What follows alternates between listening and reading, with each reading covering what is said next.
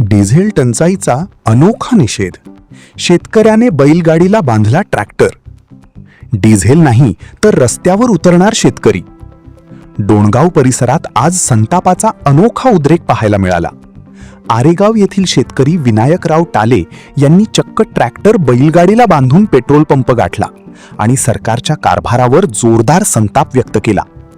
शेतीची मशागत सुरू आहे पण डिझेलच मिळत नाही. ट्रॅक्टर उभे आहेत, शेतकरी हवालदिल झाला आहे, अशी संतप्त प्रतिक्रिया त्यांनी दिली. आज आपण ट्रॅक्टर बैलगाडीला बांधून आणलाय. काय काय नेमकं काय? कॅनमध्ये या सरकारनं कॅनमध्ये डिझेल देण्यास बंदी केली. कारण 20-25 किलोमीटर आम्ही कॅनवर डिझेल नेतो, मोटरसायकलवर आणि ट्रॅक्टर त्या ठिकाणी टाकतो. पण त्यांनी बंदी केल्यामुळं हे ट्रॅक्टर या ठिकाणी डिझेल संपल्यानंतर हे ट्रॅक्टर या ठिकाणी नंबर लावायला या ठिकाणी या लागते. म्हणून आता डिझेल त्या संपलं म्हणून बैलगाडीला या ठिकाणी बांधून आणलं. शासन तर डिझेल टंचाई नाहीच आहे. मग टंचाई नसतं त्यांनी कॅनेट डिझेल देणं बंद का केलं? हा प्रश्न तुम्ही शासनाला विचारा पाहिजेत. कलेक्टर आताच आव्हान केलं की कुठल्याच अहो, कलेक्टर जेव्हा टी व्हीवर आवाहन करतात, मोबाईल आवाहन करतात, तेव्हा आमच्या शेतकऱ्याला तो मोबाईल आणि टी व्ही फोडावा असं वाटते. प्रत्यक्षात आम्हाला या ठिकाणी डिझेल जेव्हा मिळत नाही, बोंबीच्या देठापासून आमची आग त्या ठिकाणी होते की प्रशासनात एवढे बसलेले माणसं खोटं का बोलतात? हा प्रश्न त्या ठिकाणी आमच्या सर्वसामान्य शेतकऱ्याला पडतो. असं वाटतं की शेतकऱ्याच्या मुळावर उठलं सरकार म्हणून. याच्यात काय राहिलं आता? याच्यात शंकाच नाही. भावाच्या बद्दल पहा, कशाबद्दल पहा, प्रत्येक ठिकाणी रांगा लावा.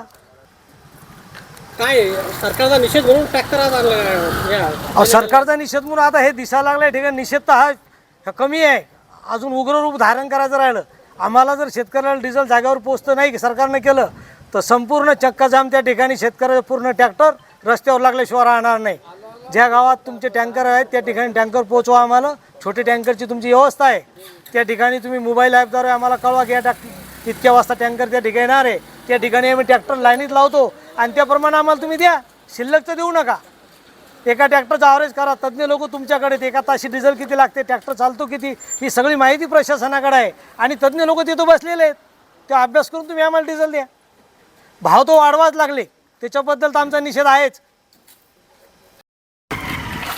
डिझेल हे कॅनमध्ये देत नाही, त्यामुळे शेतकऱ्यांना ट्रॅक्टर बांधून या ठिकाणी आणावे लागते. यावर आपलं काय मत आहे पेट्रोल पंप चालक या नात्याने? मी पेट्रोल पंप चालक या नात्याने सांगतो की शासनाचा निर्णय आहे की बॉटलमध्ये आणि कॅनीमध्ये देऊ नका. तर आम्ही शासनाच्या पत्रानुसार आम्हाला जे पत्र आलं त्यानुसार आम्ही चालतो आहे. मागे मिटिंग झालेली आहे, त्या मिटिंगमध्येही आमदार साहेबांना सांगितलं आहे, खरात साहेबांनी, की बा कॅनीमध्ये तुम्ही थोडंफार कॅनीमध्ये द्या, पण थोडंफार कॅनीमध्ये दिल्यानंतर इथं भांडणं होतात. म्हणून आम्ही शासनाचा जे निर्णय ते त्या निर्णयाच्या हिशोबाने चालू लागलो. तरी मलाही असा माझ्या म्हणजे पंपानुसार मलाही असं वाटते की ट्रॅक्टर जर शेतात बंद पडलं तर त्याला इथं येऊस्तोवर डिझेलसाठी मागणी करायला लोक की 10 लिटर तरी द्या, 10-15 लिटर, तर बा पंपापर्यंत ट्रॅक्टर आला पाहिजेत. तरी शासनानं 10-15 लिटरची तरी परवानगी द्यावी, तर 10-15 लिटर प्रत्येक कॅनीत द्यावा म्हणून. एक शेतकरी म्हणून कसं पाहता तुम्ही या संपूर्ण प्रकाराकडे? शेतकरी म्हणून जर पाहिलं तर खरोखर शेतकरी लोकांना पहिले तर अडचण आहेच डिझेलची.